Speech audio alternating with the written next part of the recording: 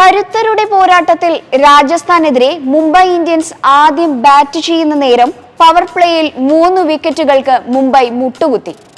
മത്സരത്തിൽ മുഹമ്മദ് നബിയെ പുറത്താക്കിയതോടെ വമ്പൻ റെക്കോർഡിട്ടിരിക്കുകയാണ് യൂസഫേന്ദ്ര ചഹൽ.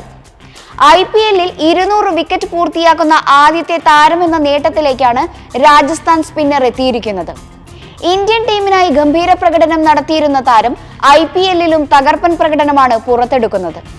IPL-ലെ വിക്കറ്റ് വേട്ടക്കാരിൽ ഒന്നാമനാവുകയും ഇന്ത്യക്കായി T20-ൽ കൂടുതൽ വിക്കറ്റ് നേടുകയും ചെയ്ത താരമായിട്ടും ചഹലിനെ ഇന്ത്യ T20 ഫോർമാറ്റിൽ നിന്നും പുറത്താക്കിയിരിക്കുകയാണ്. ബാറ്റ് ചെയ്യാൻ കഴിവില്ലാത്ത താരമാണ് ചഹൽ.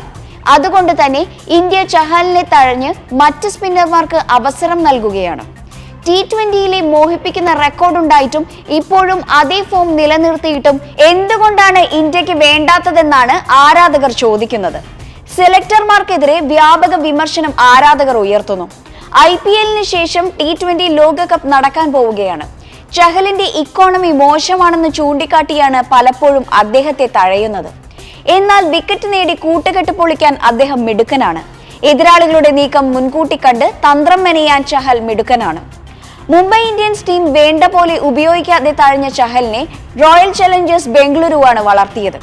എന്നാൽ അവസാന മെഗാ ലേലത്തിന് മുമ്പ് ചഹലിനെ RCB തഴയുകയായിരുന്നു. പിന്നീട് രാജസ്ഥാനിലേക്ക് എത്തിയപ്പോൾ നായകൻ സഞ്ജു സാംസന്റെ വജ്രായുധമായി ചഹൽ മാറിയെന്നത് എടുത്തു പറയേണ്ടതാണ്.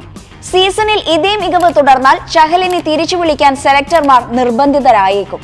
എന്നാൽ ഇന്ത്യ ലോകകപ്പിലേക്ക് താരത്തെ പരിഗണിക്കാൻ സാധ്യതയില്ല.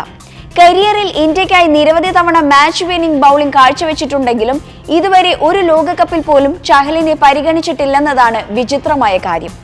എന്തായാലും ഇത്തവണയെങ്കിലും ചഹലിന് ലോകകപ്പ് കളിക്കാൻ ഭാഗ്യം ലഭിക്കുമോ എന്നത് കണ്ടറിയാം.